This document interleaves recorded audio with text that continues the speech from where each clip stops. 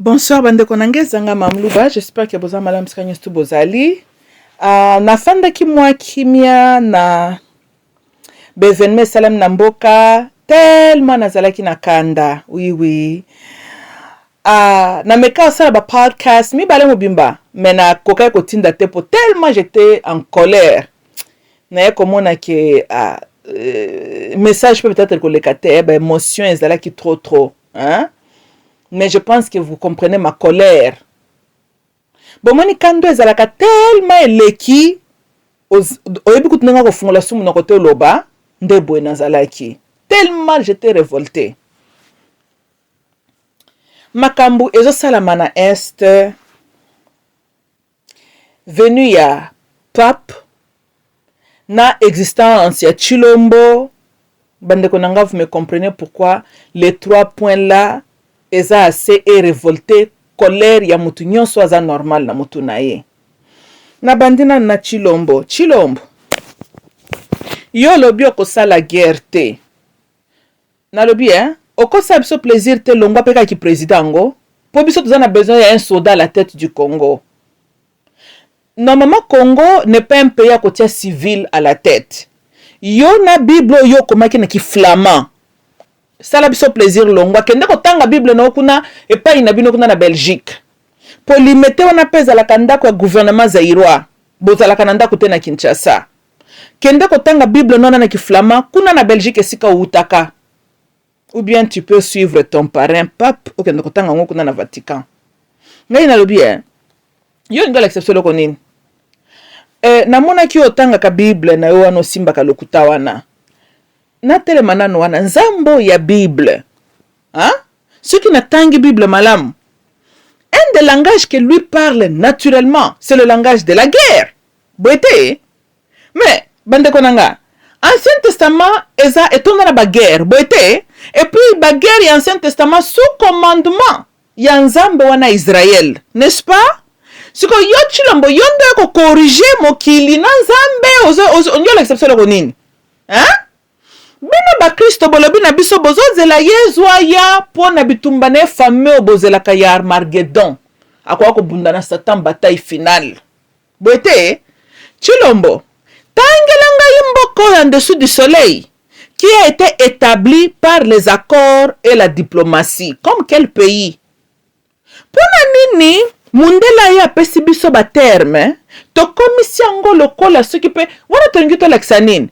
Te guerre, c'est dans quelle langue? Français.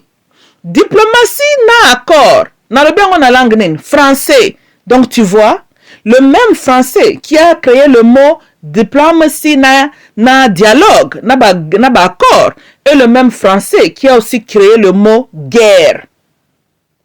Toyokani, koya kolakisa biso wate ke yondo oye ko corriger histoire de l'univers awa. Parce que tu es ni Jésus, tu es ni Dieu, oza mutuloko la biso nyonso. Tokani, zala réaliste dans la vie, longa na monde nona bandoto zala kanango. Ngana na muna mutaboyete? Hein? Mais yo moko Chilombo ko kenan kuna na STT. Bande konanga bobi batumsi na comprendre. Chilombo salanga plaisir. Kende nanu yo moko kuna na este côté ba rebelle na baza. Même pena Bible na yo, kende kuna. Hein? Sala ndenge ba Kongolo bazalaka na bazaka na minduki te baza abandonné yo pe kende yo moko na foi ozalaka nango na Bible na yo kende kuna na este bagade présidentiel botike nanu yemo Chilombo kende nanu kuna kote ba rebelle na babeta masasi va amène ta Bible tokani et puis tu es le bienvenu de nous parler par après quel a été ton sort. Hein? Ba discours na buzoba no kendo se lango ba place kende na kuna na este na Bible wana yo tangaka. Ngai pena ndima ke a solo Bible na wana eza Bible ba démocratie na ba accord na ba dialogue. Tokani, I mean if you can go there sans bagarde mundu kite yo kaka na Bible na wana na ebite zela ka verset nini. Mais kende soko bimi wana bien sain sauf moi aussi je deviendrai chrétienne. Tokani. Mais la réalité de ce qui va t'arriver, les kambute pese la biso bo yo kokuta kuna mbote.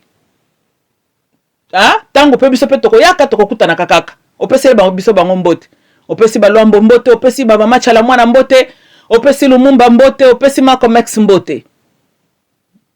Yo Natali Biblawa bande ko na ngai. Boye ngai ezalaka na livre ya Genesis, to na Matthew, to na Apocalypse, oyo bakoma ke quand tu es envahi, quand on te cherche la guerre, yo sala ba dialogue na ba accord po yo za mutu ya kimia. Mais le Dieu de la Bible n'est pas le Dieu de la paix. Dieu de la Bible est un Dieu lié na ba guerre. Nalabie, Joshua ya telemisaka diriger Israël. Mais il a parlé à travers qui? L'ange qui, donc le chef de l'armée de l'Éternel, Tobelobi ezaka Michael, Boete, chef de l'armée de l'Éternel. Dans l'armée là, ezala ki po basalanine. Donc, Zambe wana a une armée na hiérarchie nango. Boete, hello. Sikoyo, makambo bakori ba dialogue oyo na ba diplomatie oyo ewutaka na verset nini? Parce qu'apparemment le Dieu de la Bible a oublié de faire le dialogue avec le pharaon. Kuna na Égypte, il pouvait faire le dialogue avec eux. Le Dieu de la Bible a bossana ki kosala dialogue na ba nation hostile contre Israël. Chilombo yo zo ko l'exception ko nini ko? Ba chrétien soki na bike Bible na bino zakana ki flamand. Oh na critique kabino. Bozalaka normal ba chrétien, bozalaka normal te. Il faut bon dimaka que vous êtes mitu na bino ningana kakala. Na le bien, bon moni ba sekele mitu na bino ningana zakandenge nini. Na mona ka surtout comme na décembre, tout bon chrétien qui se respecte. Et puis non que la bino ma beaucoup de ba panique moko boy.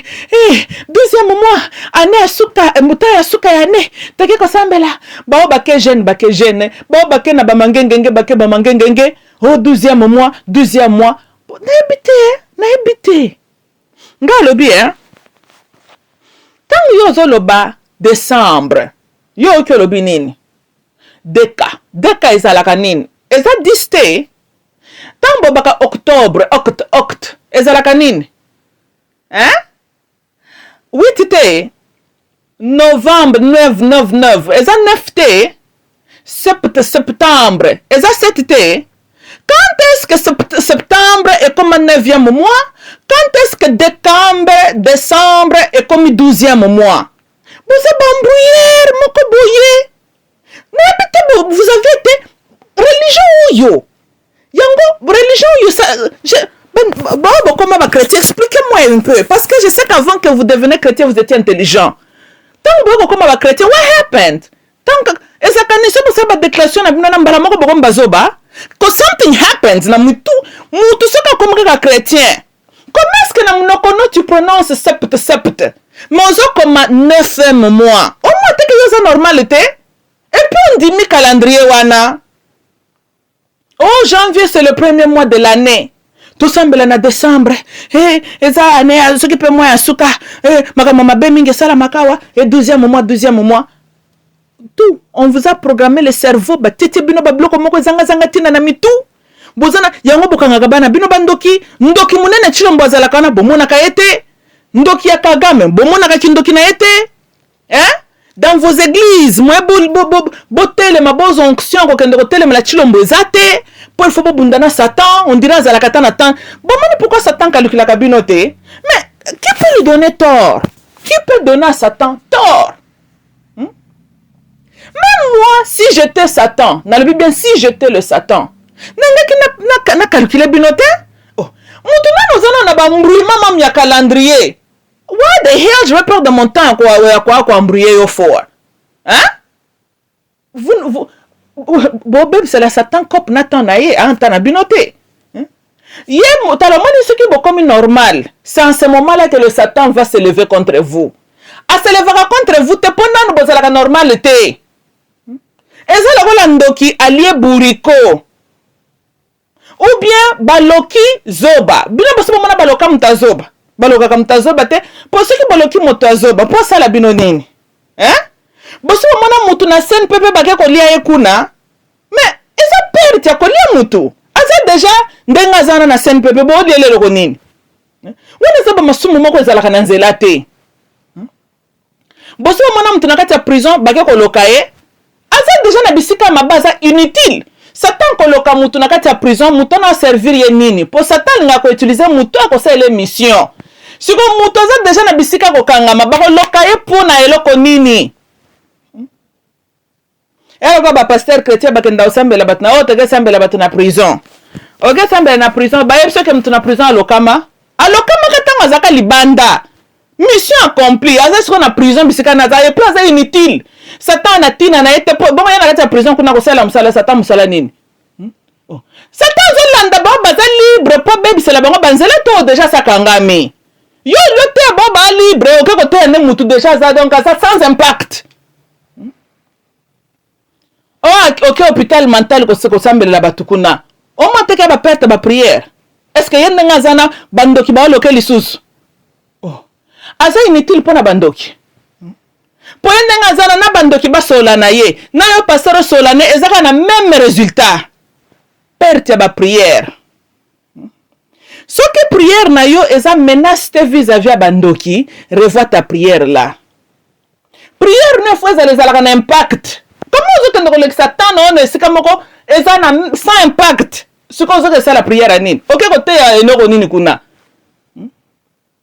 mais il faut être un chrétien pour na kolobo takele na prison takele ko sambela batu kuna na prison te point ndenga za kuna na prison azana mabe musuto ko salao te ceux qui Satan inspire le mal si ko mutoza déjà na esika batie na punition si ko Satan a inspiré mabe po mutona sala nini asala nini Yaza na posa koluka batu libre po baby c'est la bango bakende pe na prison toza na besoin koluka mutaza na prison qui ne peut rien faire. Ba pasteur chrétien, bon la kapena normal quoi? Même yezo ngwes ka bando kete abatu na prison? C'est la kape ko tambola kuna na ba Galilée na ye. Aza ko te ba homme libre. Bete na ba femme libre. Ate bat na ba prison te? Hello? Chilombo, il n'y a aucune nation qui s'est établie dans le dialogue, dans l'accord. Nzamba bitumba, ya Bible yo réclamaka. États-Unis na biso sika yo yaka awa. Et puis nga lobi baleno ya melaka Jonas kuna na mai. Baleno ngo akufa. Ou bien ba pasteur chrétien ba saleli baleine prière parce que nous comprendre baleine ngo soute amona ka avion na toto mona ka ngote po Jonas tamba ba meleke kuna pa baleine abelela kanzambe yo lokola yo zana yo nzambe ndengo zo kote ya biso baleine pa ko komela na yo comme ça yo peut o sala ba prière na yo lokola yo lingi ba prière mingi bete parce que na citoyen mususu na mokiliko donc asa inutile pour na nation lokolo bo Chilombo ozo servir biso na rien à part ko pesa biso bakanda poni ko betsa biso mabaku bo Chilombo pona nini toko fanda kimete po yo existaka ya yo kinganga na moneza démarche solo ozo c'est la démarche moko personnelle ya pe oyo zo luka. Parce que la nation n'est pas en paix. Quand tu ouvres ta bouche, tu perturbes le paix des gens. Donc, il y a eu course, il y a paix de marche, il y a paix de marche personnelle. Mais paix na yo. Et ça la détriment, il y a scénario na biso, l'homme, tu vas nous rendre fous et les folles. Papa? Yo comme ko drive biso, ba kiole, to ko koma ba kiole kalate likola paix na yo. Ce qu'on y a na paix ndengenine. Pour yo kende ko délivrer ba tourmentation mentalité yango que christianisme ngozo ko imposer biso ngo siko na système mususu to ndenge nini to bela maboma pona yo po yesu pa ko sambela la biso ba mituna biso to ndenge nini lokola ba biso mususu to rejeta makamba Golgotha nde yo zo ko ya obelisa biso maboma po mukuna aya ko sambela la biso bete ngana zo comprendre ba chrétien yo te Voilà, Willing Goma, papa. Yonga na moni argument munene nga naza nango na yo ozoboma ba innocent batu Willy Ngoma wetu. Omoni te tala yaka na Kinshasa kuna na 12e rue papa. Kuna basambelaka mingi. Baluba balobi chaque famille chrétien zalaka. Willy Ngoma na M23 bokende na 12e rue. Bokende kuna bokende na nukuna.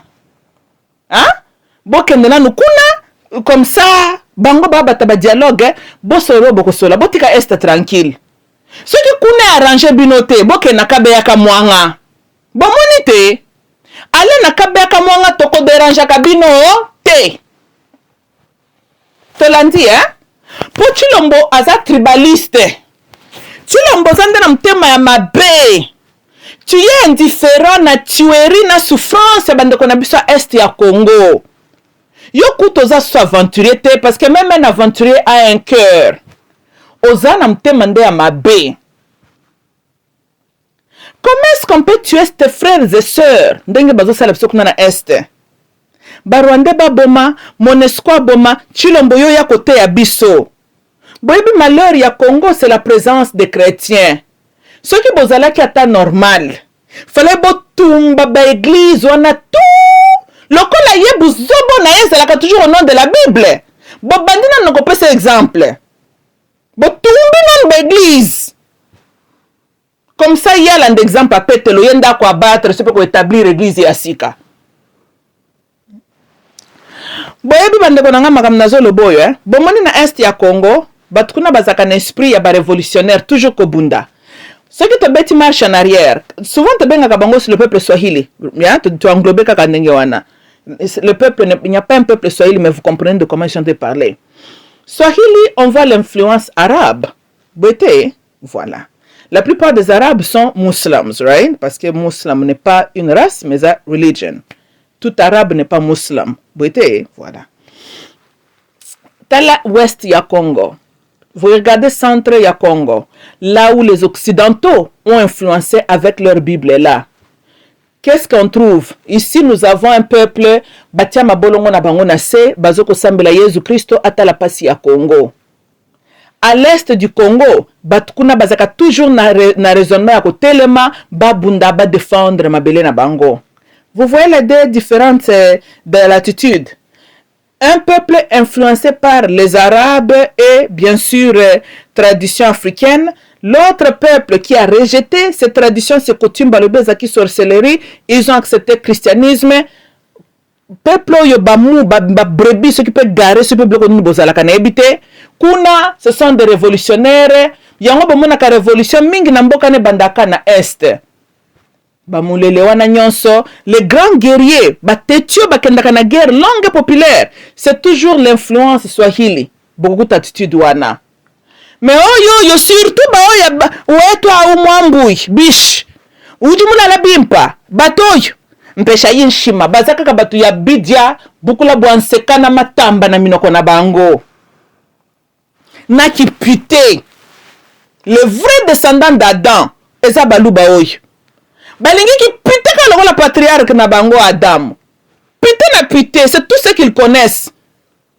Yango bazalaka na autorité ta mokote, kaka ko pondre les enfants. Et yo Willy Ngoma tout vito eba. Yo ebe sika kabeka monga ezalaka te, yo zo bomanan batkuna na est pona nini. Mais va tuer na kabeka monga parce que là-bas on prie Jésus-Christ. Là-bas bangonde bazana siège ya dialogue. Na paix au Chilombo côté ya biso. Robert un Rwandais n'est-il pas aussi un pasteur? Mais bon teki ko timbela ke na mabonza na ye atinda kambongo na ba ONG bazoko finance nani rebelle salama na Eastern Congo. Et puis à Betchol parmi batwa pesa Robert mabonza ya aussi de Congolais chrétiens là-dedans. Oh cette religion antichristo yo e. Religion mobimbe inspire ka kibuzo bakana na kati metu ya batu. Religion ezala kana mawate cette religion christianisme. Eza religion moko na ebite. Kaka lokola parti politique nango ya ba démocrate oyo. Bande wana ngabozela na pesa bino mwa élaboration mwa mukie po bino bo comprendre kama kamba travers. OK. To bino bo mélange ka tout, n'est-ce pas? Totanga ka Bible ngo kasi. na masolo ya création, hein? Bible ya chrétien nazo sara bo ba comprendre. Ezu mingi skoka partir à Adam et puis création Eva, n'est-ce pas? Well, boye déjà que les 5 premiers livres de la Bible, bobenga ka Torah, eza un des livres na kati Talmud. Boite, la Bible, Coran, eza ils ont pris leur influence venant des Talmud, right? Eza ba religion hébraïque, boite. OK. Anyhow, total Talmud de beti masolonin. Talmud ezoloba au commencement, Dieu avait créé Adam. À son image, il créa l'homme et la femme. Balobi femme wana azalaka Lilith, right? Moi si elle bossa Adam. Likambuna Lilith azalaka nin. Elle s'est rebellée contre Adam. Elle n'a pas voulu se soumettre sous l'ordre de Adam. Bobo tanga histoire dans la Talmud boyebi. Elle a refusé de se soumettre. Adam a fundi epai na Nzambe que voici cette femme, elle ne veut pas se soumettre devant moi. Nzamba tindi angelou va convaincre Lilith, hey, tu dois te soumettre devant ton mari. Lilith arabi waya, nous avons été créés égales jamais. Ah, Lilith akei na kanda wana asali déclaration de guerre. Ye akobunisaka bana ya Adam, elle est colérique. Na mythologie toujours, Lilith, elle règne sur demons, n'est-ce pas? Elle est la matriarche, il y a demons. L'animal lié à Lilith est la de serpent, right? Lilith, elle séduit, she's the sexual seduction. C'est une femme rebelle.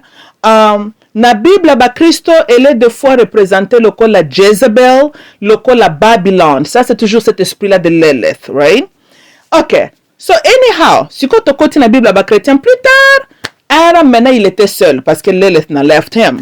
Bible le bio, il n'est pas bon que l'homme soit seul. Bon, le bon Dieu a scellé l'escoyo Eva. Adam a bio, voici celle qui donne la vie. Eva is different from Lilith. Eva, elle est soumise à Adam, right? So, Eva, elle va engendrer la race naturelle, right? And tant que punition pesami, nzambe wana ya Bible, bien sûr, mais solo tout aussi pesami mythology. Alobi na punition alobi que il a placé le ancestry entre descendance ya Eva na descendance ya serpent. Tout est comme que the serpent as a tied na Lilith, right? Que bana na bangwana mibale vraiment bakolaka te, right? Descendance ya Eva akonyataka mutu ya Lilith mwana ne akokendaka koswaka ena talon. So plus tard on revoit ce caractère of Jésus Christo qui s'identifie chaque fois le fils de l'homme, right? Parce que, encore une fois, c'est bête marche en arrière, chronologie historique est n'endengue wana, right? Se note, tokolobasko Jésus a mélange nini, right? Parce qu'il faut qu'on différencie entre descendance, il y a Adam et Eva, na descendance, il y a Lilith. Tina mokili ya lelo, bana na Lilith bazali. L'esprit de Lilith n'a pas disparu. Tautu koloba que Lilith, ye selon mythology, selon Talmud, kuna, realm na ye eza the demonic realm, right? Ye aza na ba na boy naturalité. She works na monde ya molili. It's a spirit, eza energy. Mais elle est contre alpha lié na Adam. To uti kotala source na ye rebellion e salamaka ndenge nini. Regardez le monde aujourd'hui là où nous sommes. Ata botali na Bible na bino skwa ba Christo kuna. Beaucoup a de grandes Babylone qui vient séduire les nations, right? Et les chefs d'État vont faire quoi? Se soumettre devant elle. Tu l'as dit? Regardons le monde. Il y a une guerre contre l'énergie de Alpha. Quand je dis Adam, l'homme, je parle de l'énergie positive, la main droite, l'énergie masculine. Je parle de l'autorité Alpha, l'autorité masculine. Tu connais? Lilith représente the feminine side, la main gauche, l'énergie négative, dans le sens féminine, c'est la femme. Hein? Ce qui est total l'énergie du soleil et l'énergie de la nuit. Tu connais? Ok. So, maintenant, équilibre, il faut ça, n'est-ce pas? Que si le monde était seulement rempli de l'énergie de alpha, that's also not a good thing. Le monde ne peut pas aussi seulement avoir trop d'énergie négative d'oméga. Ça aussi, ce n'est pas bon, right? Mais bitumba tozala kanango, botobo sana histoire wanate. Lilith s'est toujours senti qu'elle était égale na Adam, n'est-ce pas? Elle a refusé de reconnaître qu'il y a autorité que Adam ne peut pas régner sur elle. Total mokili lelo. lelo tozomona mobali alala alamuki atie perruque na mutu, alala alamuki atie rouge en lèvres, akomi soki pe nayebi te bakomi femme soki pe homme femme nayebi te biloko nini bakomi, right? Il y a une guerre qui a été déclarée contre l'autorité de l'homme. Tu l'as dit, hein? Mais boyebi batu wana main gauche baza tellement de très bons parleurs. Un de leurs dons c'est la séduction. Seduction a toujours été lié avec leur matriarche Lilith. Right? Selon Talmud, c'était elle qui s'était déguisée in the serpent qui est allée tromper Eva. Serpent est lié à la force aussi sexuelle, seduction. C'est aussi avec serpent as a symbole de sexe, not seduction. Right? It's a metaphor. Anyhow, bota la même na mokile, beaucoup remarqué groupe moko basi ba telemaka. Oh, ba féministe ba ko lutter pour les droits de la femme. L'argument soi-même sonne bon parce que les femmes nous sommes des êtres humains. Tous a objet amibalité. Mais bato yo oyo bazalaka na mulimo lele te ekambaka bango. Il faut toujours faire très attention avec eux. Agenda na bango, hein? Bazal ba yeko défendre basité. Leur bataille c'est contre Adam. Likambu na bango c'est de détruire Adam. Ils s'en foutent de la femme. Leur ennemi ya mulimo wana juré ezalaka Adam. Tokane tout ce qu'Adam représente. Baye babandi sous prétexte au droit de la femme, parce que bango ba s'opposera kaka. Balwa leki balwa lelo botala makamtozo mona bino bo remarquer que même bato ba décider ba changer ba sexe na bango, c'est plus les hommes qui sont en train de devenir les femmes que les femmes devenir les hommes. Parce que they want to feminize le monde. C'est toute une guerre spirituelle lancée déjà. Le train était déjà en marche. Tozolanda, parce que c'est ça Lilith. Elle est en guerre contre Adam. Tokani. Mais le col, la plupart de vous, entre guillemets, chrétiens, yo bateau, yo, on peut baser sous l'ordre spirituel, peut qu'il y a branche, il y a événement, parce que votre église des amas solo, na ye, na banana ye. Moi, vous discerner la guerre qui est en face de vous est athée. Et les sociétés en général sont devenues maintenant déséquilibrées. Parce que on ne peut pas voir un monde là où cette énergie féminine est dominée, déséquilibrée kokota. Parce que les qualités que l'homme a, la femme a tato sel pendengeni naturellement toza penangote. Il y a aussi des qualités que nous aussi nous avons que l'homme aussi n'a pas. Tokani, mais c'est nos différences là qui fait que to complement each other. Right? Mais quand l'autre a une autre vision qui ne marche pas avec la nature, c'est là où besoin de déséquilibre côté la société. Lele tasalaki rébellion na ye kuna super na Garden of Eden kuna sika bazalaki kaka ndenge bomoni ba démocrate oyo tango babimi basasociaka comme qui la main gauche ba socialiste, right, sous prétexte ya socialisme. Mais derrière le système socialisme, vous savez que ça veut aussi dire que le gouvernement va maintenant beaucoup vous contrôler aussi. Tozolanda, so quelque part le peuple perd aussi sa liberté, certaines libertés na privacy na yo et cause la perdu, right? Parce que le gouvernement aura ses yeux trop dans tes affaires. Boité, sous prétexte il y a socialisme, right?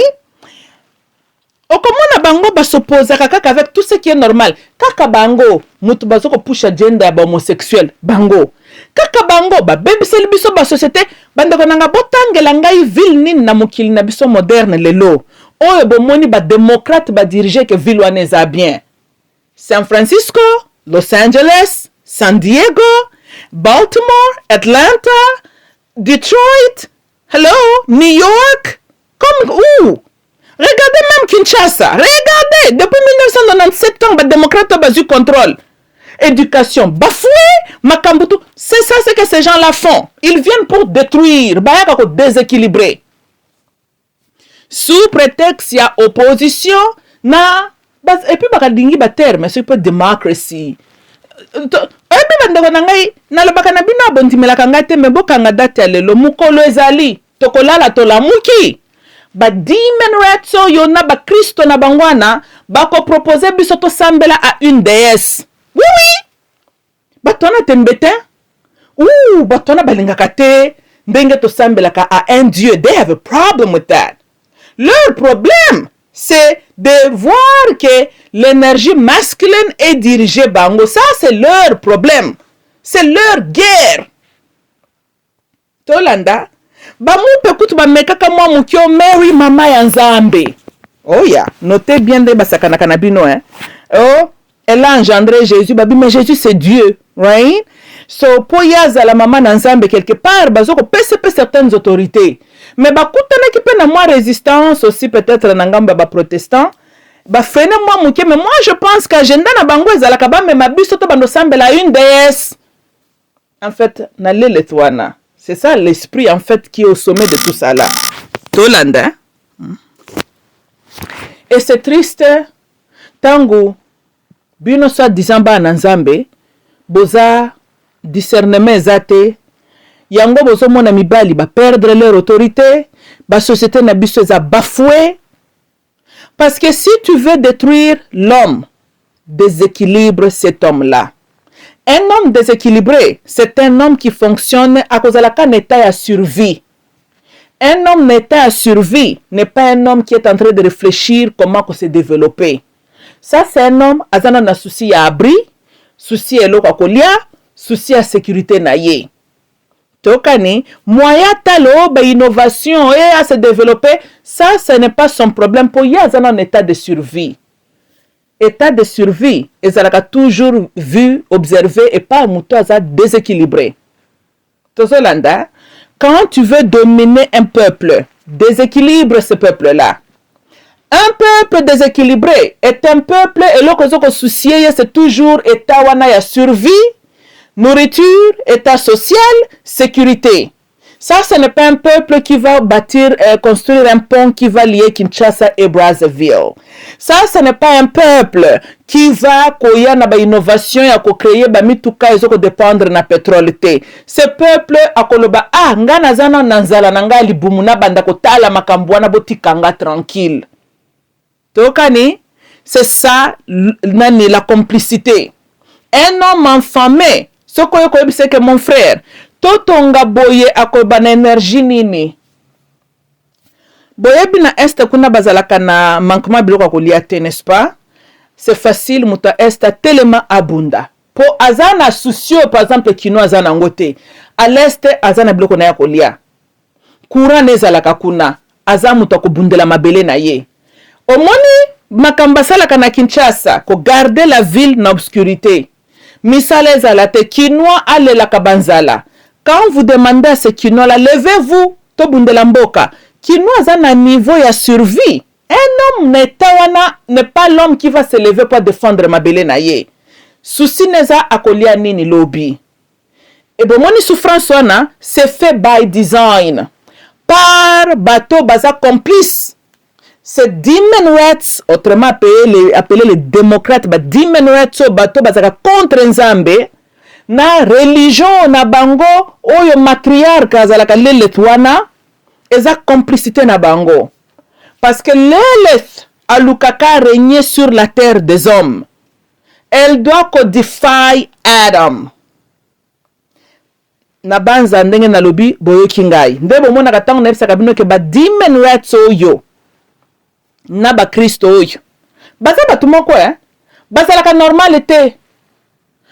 C'est le petit peuple qui en paye le prix. Bon, moi, les chrétiens tous les jours, carrément, c'est le manque de discernement. Baza, ils n'ont pas eu le privilège d'avoir l'habilité de réfléchir d'une manière critique. Donc, mon asoko yebisi kaka ndimela kaka Yesu Kristo, loba amen amen, andimi amen, Yesu akiko kufa pona ngai. Jamais kozalaka na réflexion ko tuna attend. Si Jésus est le fils de Dieu, mais c'est Dieu-là, c'est un Dieu de guerre. Pourquoi Yesu oyo bozolo banabiso atei biso to bundate to zalaba mou?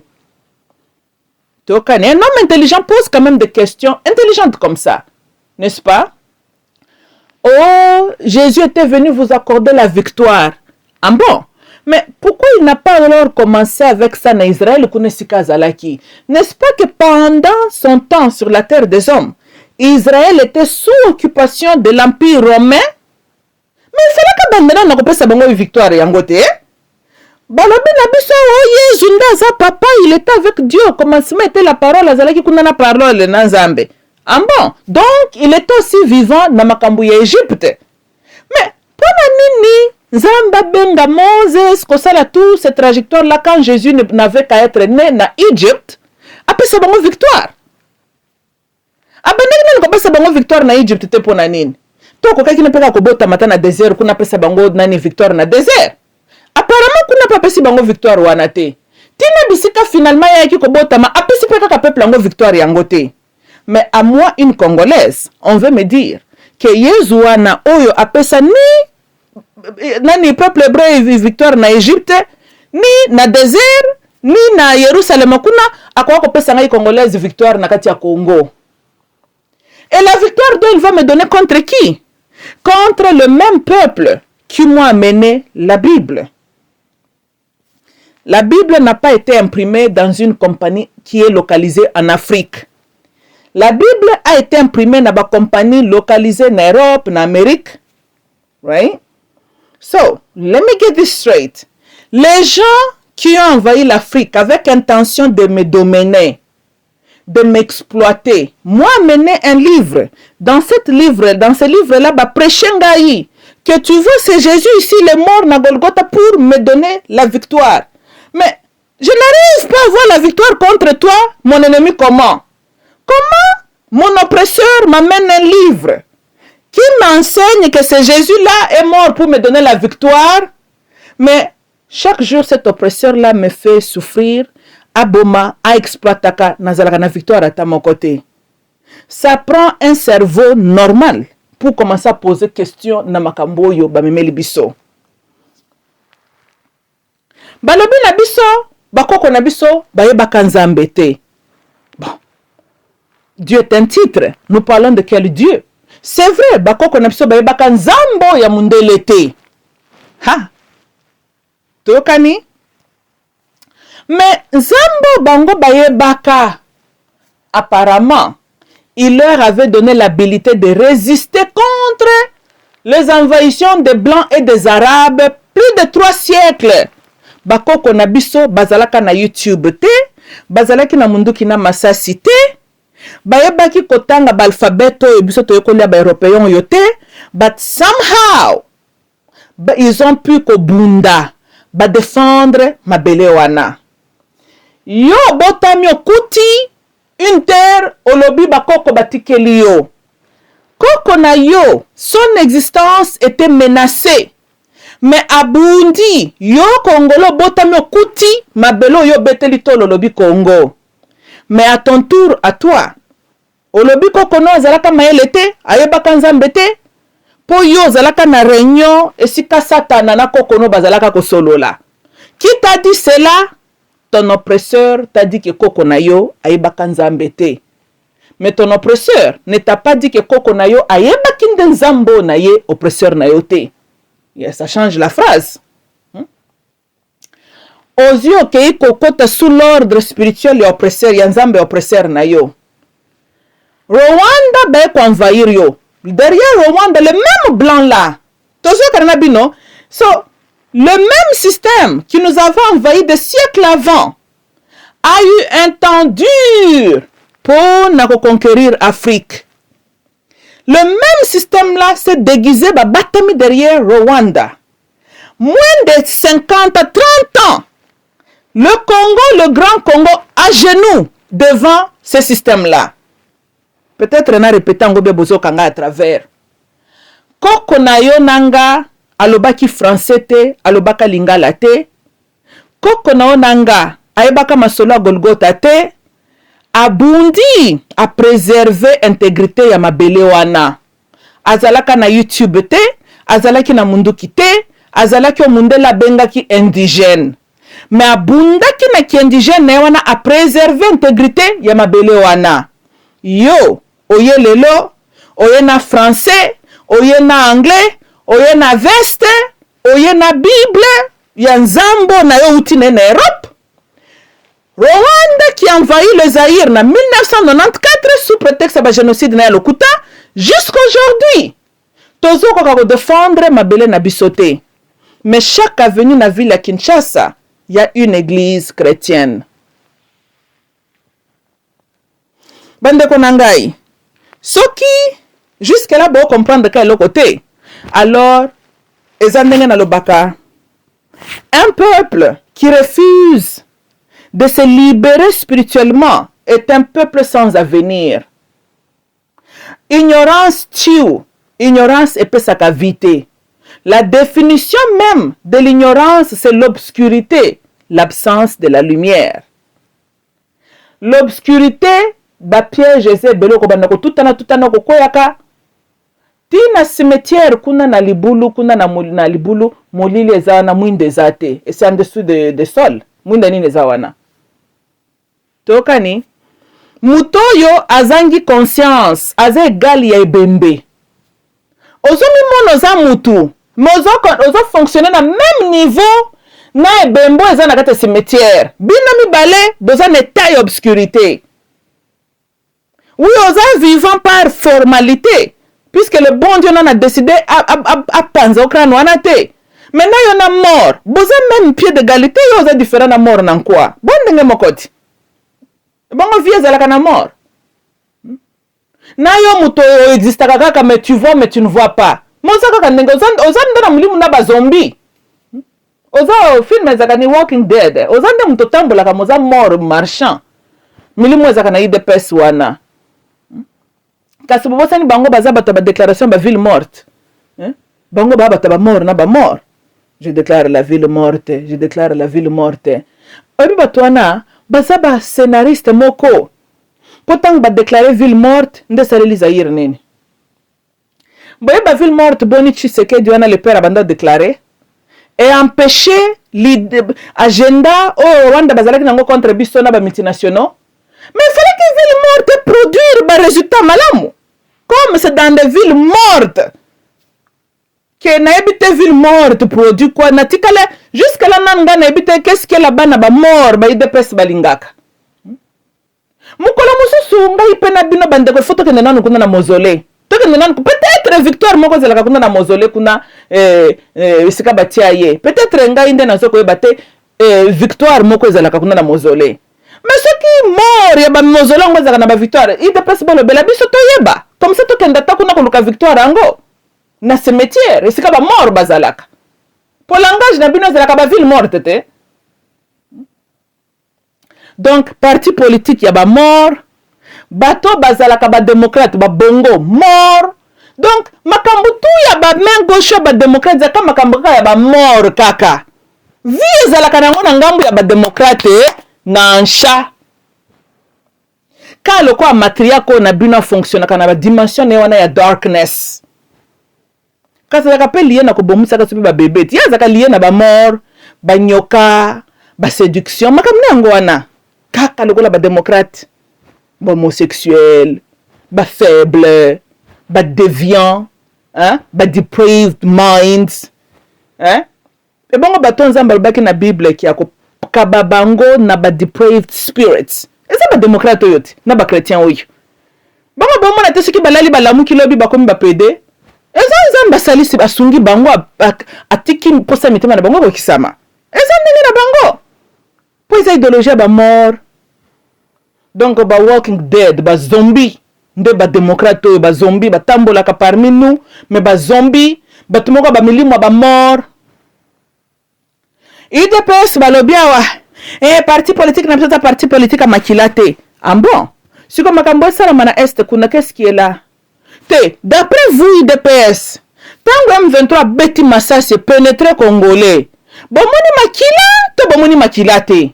Bino bomoni résultat ni ne peut samiwana. Congolais na suivi ou bien bino bomoni la paix na accord de ce épée samiwana.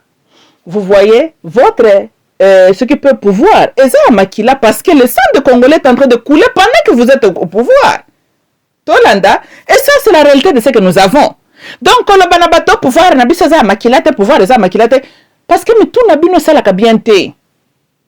Boza ba zombie. Il faut bien dire que l'IDPS c'est un parti politique ba zombie. Ba Walking Dead. Mutu azomona na mutu boye. Mena yena mort. Bazandenge moko zangi kaka bokende na ba mausolée na bino kunesika bozalaka. ngana kamwe nano botimemi parti politique na bino kuna siège ke ndozala na mausolée te hein. Vous savez, j'étais vraiment sûr et certain que balinga ba kunde tienne kuna na balinga ba sele mausolée kuna na 12e rue. Parce que bomani siège wana souci na bango, leur inspiration vient de mort. Mais na kamwe bake kotia la biso kuna na mausolée kuna na nsele. Ba mo pekutu bazata bana malamu. Tango cardinal Malula kufaka bakundaka kuna na Notre-Dame, n'est-ce pas? Boko kendo ko pikola mutu na bino bake kotia la biso kuna na siège na bino ba mort kuna te. Hein? Bomoni te, botia mort kuna te. Parce que ça marche avec votre idée. Nandenga kutu ba mort bazakata na idée te. Ça marche avec votre existence. Po bino bo exista kama bo vivaka kutu te bo ba normal nanu te. Bendo nanga bo montana bake. Quand l'homme se décide de devenir stupide, et là, quand il bosse à ça, là, il devient démocrate. Ce qui a commis Moutou a commis démocrate, c'est fini. Bongo tout et Kalingami. Donc, à rejoindre rien, il y a mort. Kuna vie est à la kate. Intelligence est à la kate. Baza batumoko baza kaka ba opposant kaka lokola matriarque na bango leles. Les ozo s'opposer na nini nzamba lobi Adam ndako dominer Adam aza na autorité azaka opposante kaka déclarer kaka ba guerre kaka opposition ndeko ba démocrate bazali bazala kaka ba opposant kaka mais vous vous opposez contre qui contre quoi baza kaka ba opposant kaka ndebo baza to kaka na bible un jour guerre bimaka na lola mais cause ya guerre wana ba ibisa biso te. Parce que je vous dis que bana le dragon kuna alamuka kazuka kampeve kaka ya kobandaka ba trouble.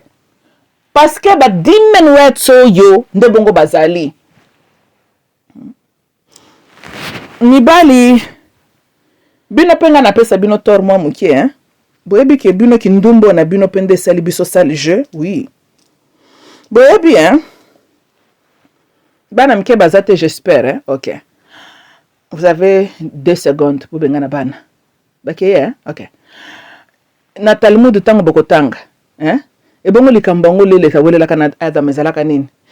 Adam voulait baye banana d'une manière missionnaire. Lele talobi ngai na koko zala en dessous de toi te toza égal. Nde rébellion zalaki wana. Adam mbangu wake ko funde pa nzambe. Et tala mwasi opesinga alingi position missionnaire te. Angela lobi mama makambo fe sala maboy Eva nani lele tabi waya bon ce qui est fait rébellion salama qui ba pesi Adam Eva ba séduire yekuna bisika ba séduire azonge pas Adam. Elle a convaincu Adam. Adam a trouvé que le fruit était bon, il a mangé et pas yo siko ko la soumise à lui. Siko tango combien la punition. Adam, pourquoi tu as fait ça? Oh, c'est la femme que tu m'as donnée. Attends. Yo, za songi na mobali. Moi, c'est liboso boué ko cédé. Nandenge yo lingela ki mbango kende ko funde pa nzambe. N'est-ce pas? Oh yo, aye moko komitika volontairement. Wana, o consulter nzambe te. Et comme la punition, c'est la femme. Pour ça, mais ça n'est pas ko funda songi. Logo la funda ki lele takeye pesi résultat mabe ndera makanisa ko funda pe lisusu na Eva mbalo heureusement Dieu est un Dieu juste abi papa boni boye ko za zolo la mobali ya liboso pesi rapport moi sona kenda asali kutu guerre siko contre l'humanité oyo lisusu te mbalo yo na ye punition ensemble kindumba donc Adam qui autorité na ye ebzala ki en face ya moi sur a tellement ki challenge ye. Moi, yo, oyo suko ba corrompre, donc bazule na système mususu ba corrompre, yo, nde Adam, donc à se sentir aza mobali. Nebite masolo na ndenge na ko interpréter ngo, mibali boyebi ke bino pe besoin d'induire biso na erreur, hein? Oui. Makambo ngweza ka ndenge wana. Kindumba, nde sala Adam to mona makambo to zo mona. Pour les espèces de chrétiens ici, c'est la femme, c'est à cause de l'aide. Non. Yangwana ba chrétien balinga kite kokoma makambu ndenge Talmud komaki pour embrouiller le monde. Na défendre basi na mukie. Boko c'est la basi makamba mokile beba c'est la femme. kindumba na bino bozalaka nango ndube c'est la femme kasi bozalaki na liboso aleki na lumbuma te siko kuna makambo simbaki te mpo na nini kuna bozalaki bazolola tala oyo aye koséduire peut-être ye pele lesinda abe koséduire malamu te nebi te boki yankende elekaki ye po alobaki akomikitisa te baza égal Adam tala be osusu azo challenge nga bolikambo nini kasi oyo ayelaki siko soumission amemi mini soloti na sukati et comme c'est la femme que tu m'avais donnée oh mais o basalaki yo na enzela moko what happened kindumba mobali kindumba na bino na revoir satina makamba King David l'homme selon le cœur de Dieu mais faiblesse na kindumba donc wana ke koleksango tie pe mwana na King Solomon ndumba mwa ko sakana te yakutu ya kindumba pluralisme parce que arrière koko na Adam ye azalakata ndumba bon moi c'est boso aboya kikutu ya mi balende King David na Bathsheba oyo ya King Solomon hey basi balika kikutu ndire ya linga kinde nebsuki King Solomon azalaka nde kosola na lile tango to ndira kinde ngene parce que kindumba moko azalaka te kindumba na ye kosala ke royaume tata na abunda ki pour établir ezala un jour divisé pona kindumba ya King Solomon te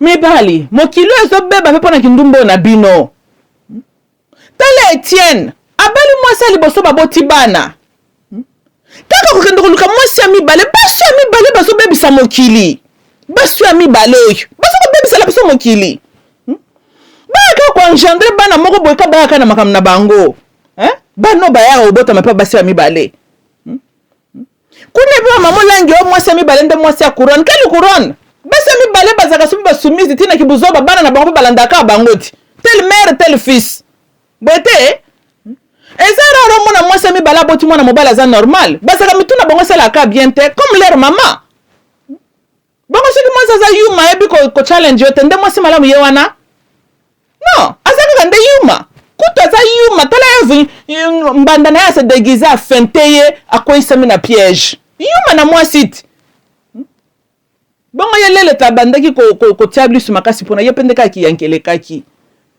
ndo mokilo etamboli malamu soki mpe azaki yankete tala oyo soit disons soumise zololo na mwasi yango bakendaki ko nanu kobomele mpe mwana na ye kuna yeboli nte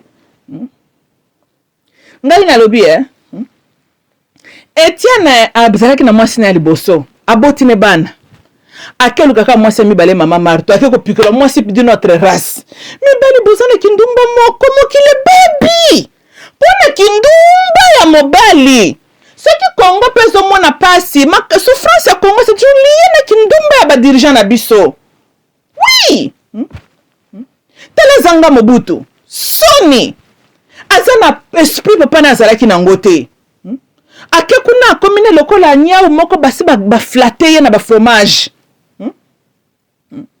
azotambola na Chilombo esprit ya papa na eza na kati ya Zanga te donc atikali kaka na elongi ya papa na mais l'esprit de Mobutu n'est pas en lui bana ya basi ya mibale kaka boye basa na bita bano bimaka ndenge nini ya basi ya mibale na bita bana bango botamaka ndenge nini botela bana ya mama Cece bazalaka ba guerrier mais malheureusement bakufi bana na nyonso mibale bakufi Zango totika ta mwa liki ya Zanga Mobutu do ya tikali kaka na elongi ya papa na ye na poste no ya papa na ye le reste soki peke ko zoba ndoko na ye soki peke zololo yo uti nango wapie to yebi ko tute po eza yo atana mo ya courage tata na yete tata na salaka boyete o eza bloko bandoko na yeti basa mi bala ko botolo mwana mobali tala mwana ngambe me mwana ko kendo ko zo caractère mo bimba banoko na ye bakate basi mi bale baza ndenge nini mama Marto oyo awuti soki pe Zambi soki pe wapi aye alandi pe kaka exemple tia baninga ye wana tiaka pe bakroa na babilongi ya bato comme ça bango pe babota pe bachilombulombo lokola ya bota ki chilombulombo po basi na mi bale bazaka na association basi mi baleti po babota batondiselaka biso mokilo na basalomo bachilombo bazanga bide bacha basi na mibale nde bongo balingi kotondisa mokili na bamibali moko donc baza na ebite Salomon papa na guerrier ye moko azande na don kindumba muta ba dialogue na ba accord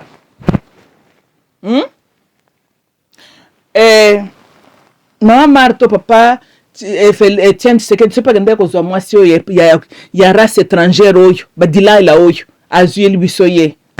Tala mwana bote libiso. Botala mwana oyo Chilombo.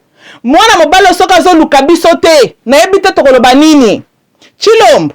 Yo le boko sala guerre toutes les présidences toi Tawany. Hein? Parce que être un président naturellement, tu dois être en mesure à contre ma décision, y compris d'engager le pays en guerre. Oh. France, c'est là que France pour passer le dialogue na accord. Ou bien Bible yo tanga comment on a versé nini. Na Genesis to kuna na Abzid ya soki pe na Ezra to na Apocalypse. Hein? Ya ba accord na ba dialogue na yo lingo le so Bible nini yo komia na ya la paix na ba accord. Tout vite toi paix. Et puis paix c'est dans quelle langue? Hein? Toza na ba base militaire na mokili partout. Mais muto komela biso Bible na ya tanga ki parti a paix angote. Tant ya sele ba base militaire na ba armement. Mona ki paix wana te. Yo ndeko corriger mokili. Balani ba Rwanda ba simbeli biso mundu ki babo mabiso. Yo zoko la biso PPP. Toke na peno wana api. Devant la mort, la paix ne s'applique pas. Devant la mort, l'homme n'a que deux options. Il se bat ou il meurt. PPPP. Paix les Kambounine. Paix à la conséquence finale. Parce qu'un homme mort ne se bat pas. Il est effectivement en paix. Pourquoi ça koufi na eti? Et bon, il y a ben bazalaka nini? Oh, que son âme repose en paix. Ata bolobine lo kwa na tasa déjà na paix. Bon, ebo kantia linga ausala nini? Ya za ebembe atele mabanda ko bunda. Aza déjà na paix na ya sa zubo ata bolobi ango tasa déjà na paix. Mutu vivant et bien que la paix na guerre tambolaka de pair. Quand on veut établir notre nation, protéger notre souveraineté, on doit être prêt à Kobunda. Yo zoko la PPPP. Boni boy ko Tawany. Tala, kende ko lobela tata na kuna na mausolée ne paix. Pourquoi on a déjà ça en état à paix? Tu as ni biso na beta paix, tant tout ça va être vivant. PPP o paix ce qui PPP le konyo zo ya bato. Oh. Mo yo na le bien.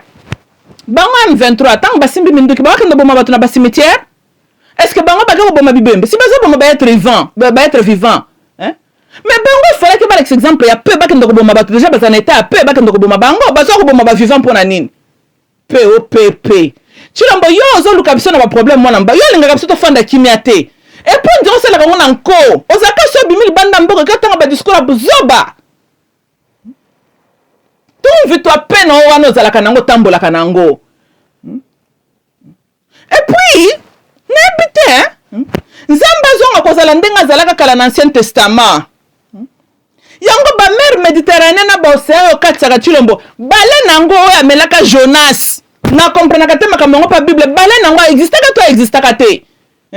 Ou bien kangi munoko lokola biso ba congolais to souffrir. Yo président ningi ko tambola bale nango basila. Ba mona kayo te. Neti yo ko kende na monde ba paix kende na yo. O serve biso na loko nini? PPP. Bale na bi mata kwa isa na yo na zo kende na monde ba paix.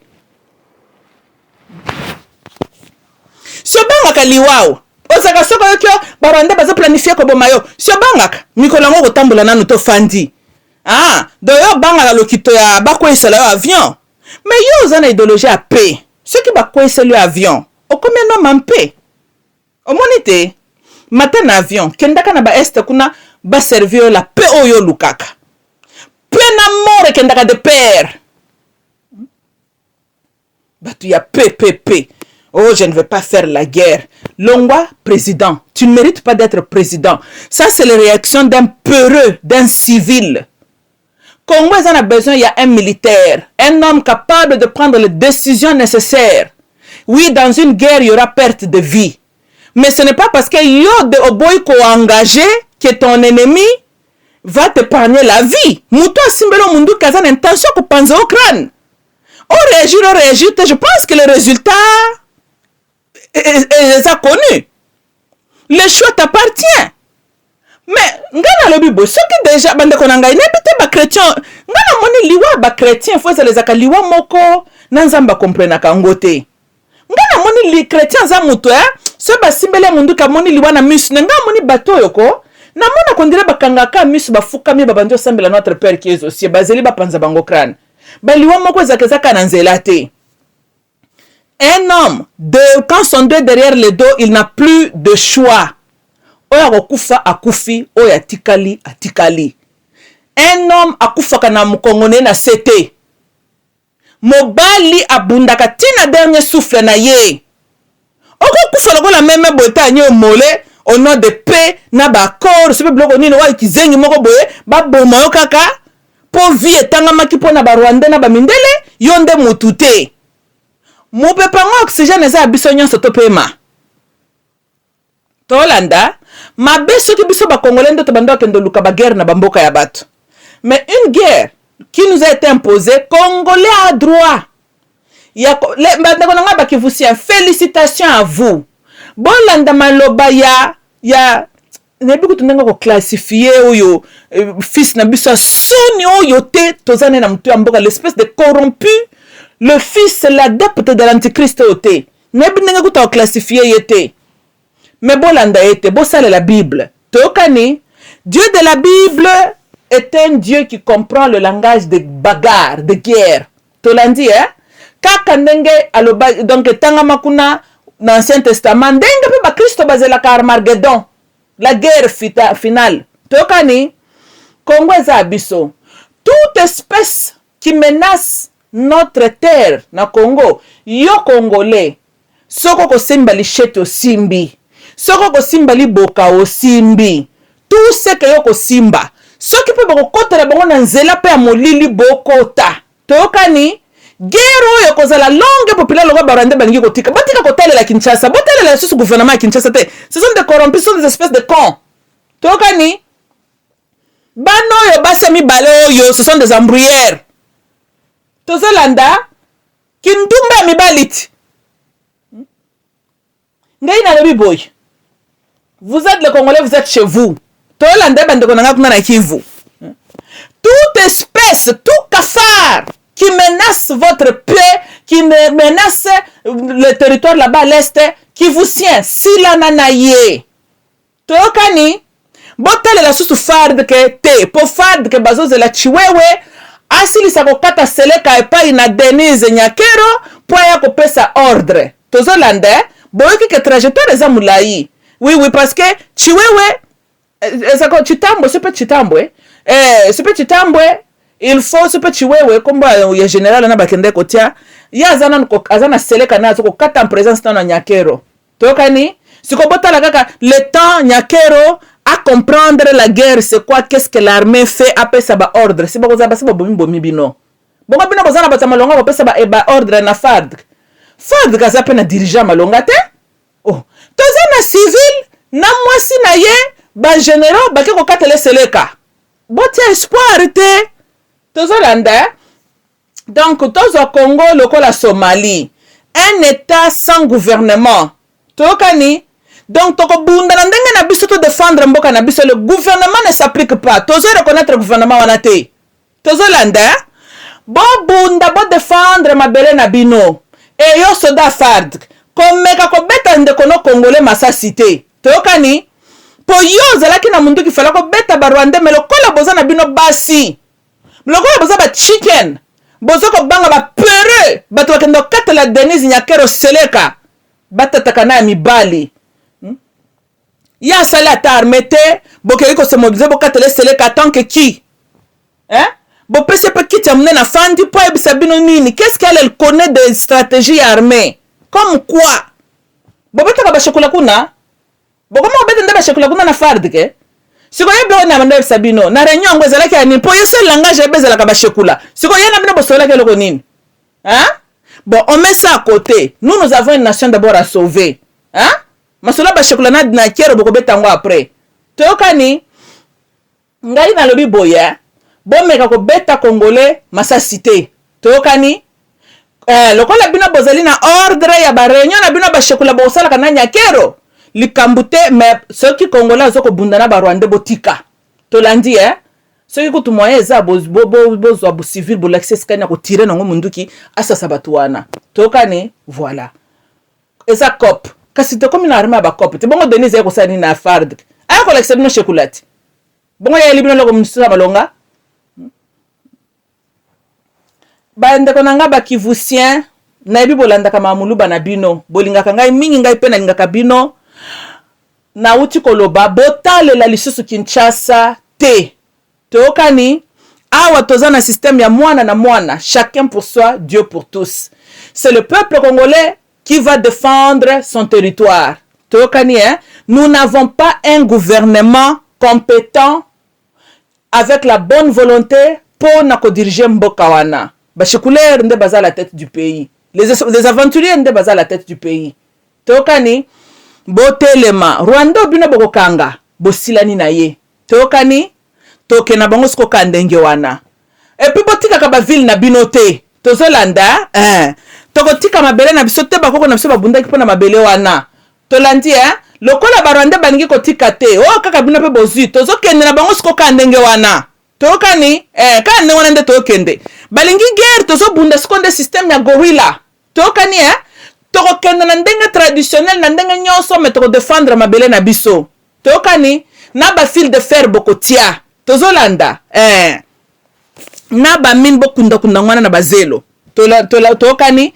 voilà tokenda bango ndenge wana donc est à Congo ko ma cimetière ya M23 na ba Rwandais tokosila na bango kana kati ya Congo wana tozolanda nde bongo bokomimela bango sikoyo mutolo bela bino autrement te oh Chilombo nous serons tous citoyens de la terre tout victoire citoyen de la terre yo soko zana milimu na ba globaliste na bisonde kende ko sala ki citoyen de la terre no kuna na Italie bisika utaki na ba mtu na yo otoyokani to kuna na kabeya kamwa kende ko céder mabele wana mais Congo appartient aux Congolais. Ce que Salom tema passi, fais tes valises, retourne en Europe d'où tu viens. Tika Congo na biso. Ba vision na ba antichrist no zoko yela bato. Biso tuna kata vision na yo. Biso to kufa plus de 8 millions pour ko biso ko nous sommes tous, il n'y aura plus de frontières. Yo tu le mboza ka omelaka bangi. Ngana moni omelaka bangi Mais muto ateke lo bangi moko mabelo ngola ka mbuma te Comment ça me la bangi mabe boy? Na muto ateke la Chilombo bangi fo bokanga mutu wana Chilombo azane coopérant suko bo pese su bangi ndengeni bo mo ateke zo bebisa bongo. Okay bande ko nangezelenga mamluba, I love you all. Bye bye.